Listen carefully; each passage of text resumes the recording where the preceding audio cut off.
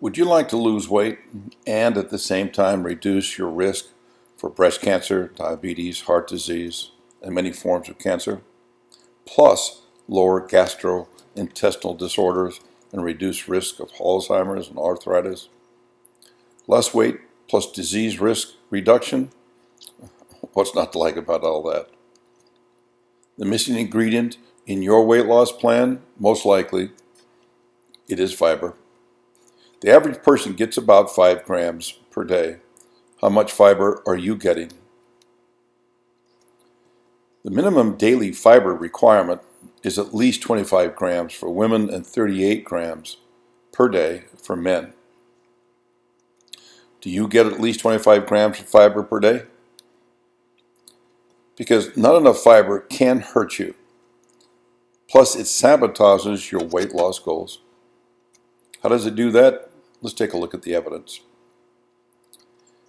There are very clear benefits of having more fiber in your diet. It reduces inflammation.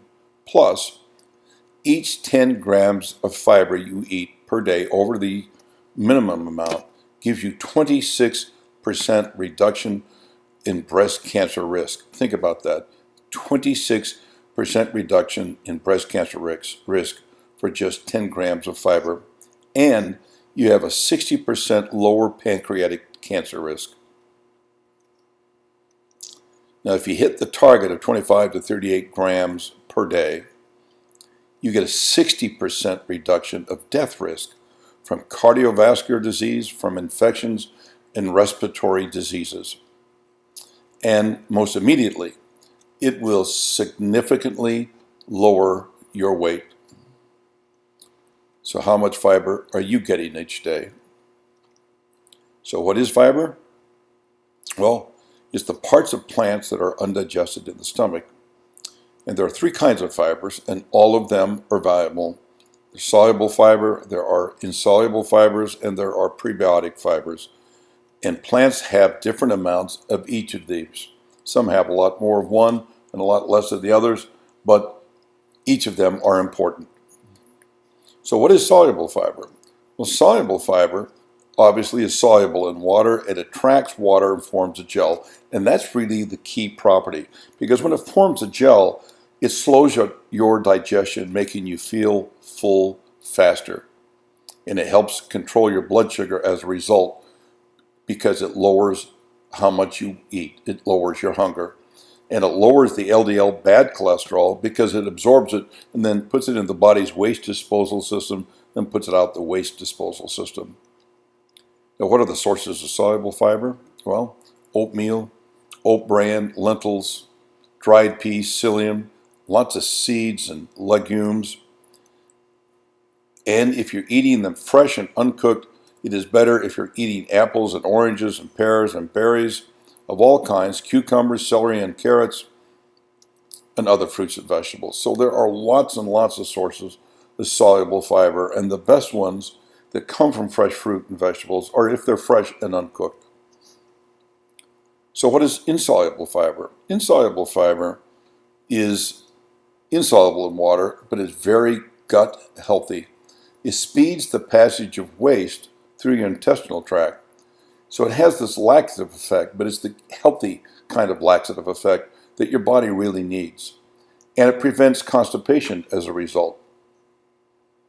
And so what are the sources of insoluble fiber? Well, mainly whole grains and vegetables, whole wheat, wheat bran, corn bran, seeds, nuts, couscous, brown rice, and things like celery, broccoli, cabbage, onions, tomatoes, carrots, green beans, and dark leafy green vegetables, and especially the skins of raisins, grapes, fruit, and root vegetables.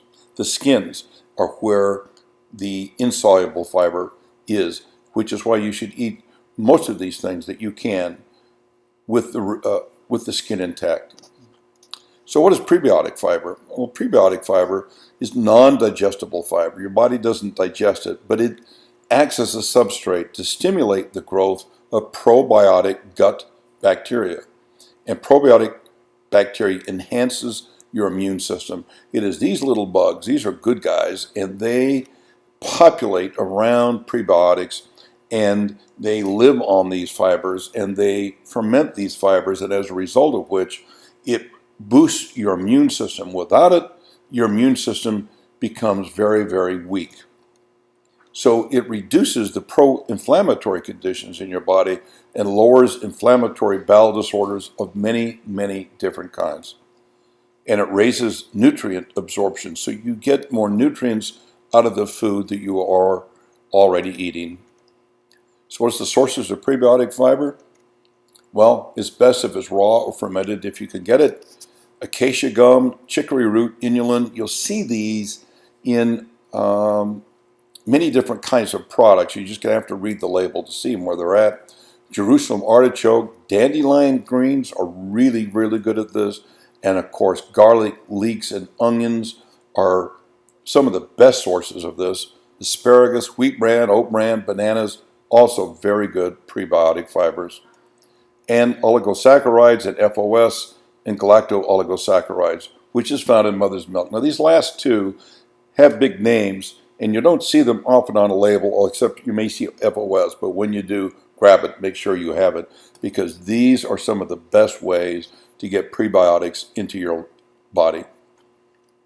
So, when you're regularly consuming the three kinds of fiber, which are soluble, insoluble, and prebiotic fibers, working together, they will make you healthier quickly, and they will lower your risk to diseases long term.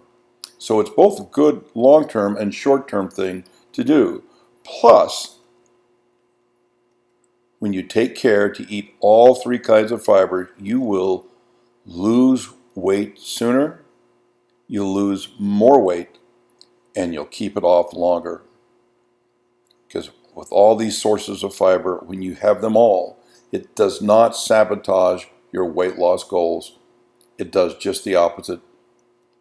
Isn't that what you want in weight loss? Weight loss that lasts plus less disease risk? Will fiber be the missing ingredient in your weight loss plan?